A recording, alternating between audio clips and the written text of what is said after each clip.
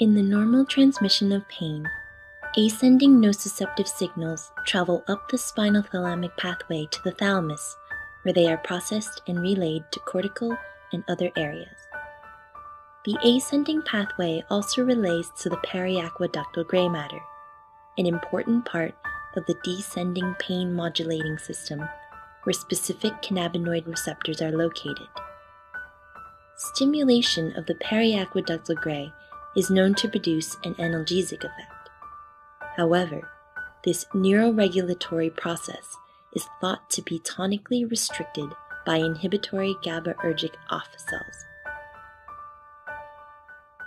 Ascending pain signals relayed through the periaqueductal gray suppress the activity of GABAergic off cells through cannabinoid modulation, thereby increasing activity in the descending pain modulation pathway and increasing the analgesic effect.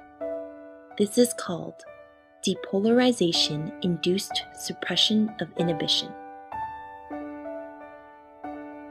A synaptic feedback mechanism is believed to be an inherent part of our normal neuroregulatory processes, including descending pain modulation.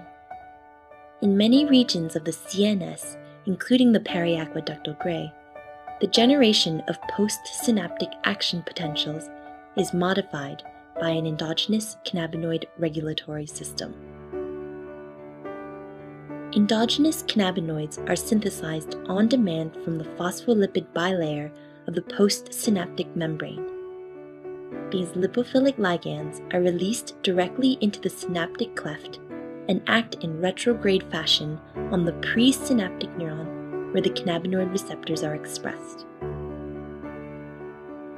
Binding of the endogenous cannabinoids affects intracellular signal transduction pathways, reducing the influx of calcium ions into the presynaptic neuron, causing a decrease in further neurotransmitter release. This in turn influences the frequency of postsynaptic firing.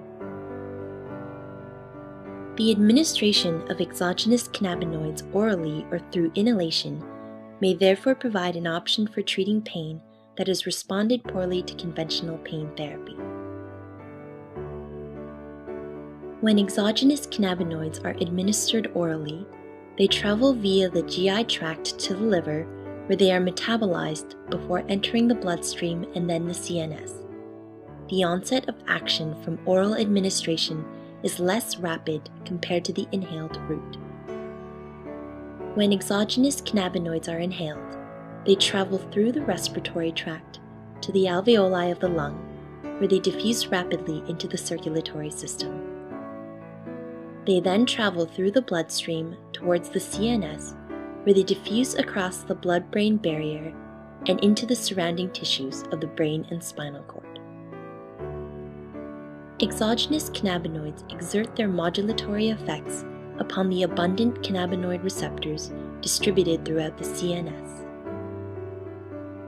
The effects of cannabinoids may be illustrated by comparing three neuronal synapses showing normal pain transmission, the influence of endogenous cannabinoids, and the influence of exogenous cannabinoid administration.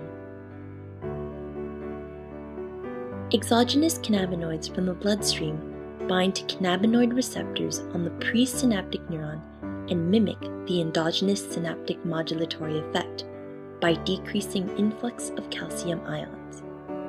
In this way, pain and other neural processes are modulated.